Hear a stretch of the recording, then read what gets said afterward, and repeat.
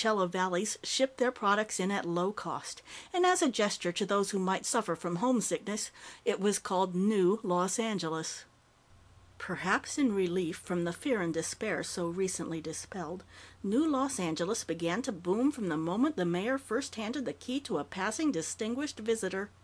It grew and spread as the grass had grown and spread. The embryonic skeletons of its unborn skyline rivaled the height of the green mass now triumphant in its namesake, presenting, as news photographers were quick to see, an aspect from the west not entirely dissimilar to Manhattan's.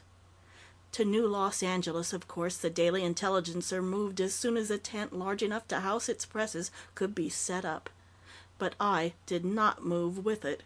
For some reason, perhaps intuitively forewarned of my intention, the Fascist never gave me the opportunity to humiliate him as I planned. On the contrary, I received from him a few days before the paper's removal a silly and characteristic note. "Since the freak grass has been stopped, it seems indicated other abnormalities be terminated also. Your usefulness to this paper, always debatable, is now clearly at an end. As of this moment, your putative services will be no longer required. W.R.L." Bitter vexation came over me at having lost the opportunity to give this bully a piece of my mind, and my impulse was to go immediately to his office and tell him I scorned his petty paycheck. But I reflected, a man of his nature would merely find some tricky way of turning the interview to his malicious satisfaction, and he would know soon enough it was the paper which was suffering a loss, and not I.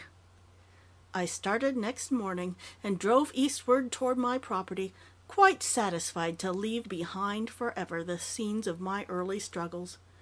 The West had given me only petty irritations. In the East, with its older culture and higher level of intelligence, I looked forward to having my worth appreciated. End of Chapter 3.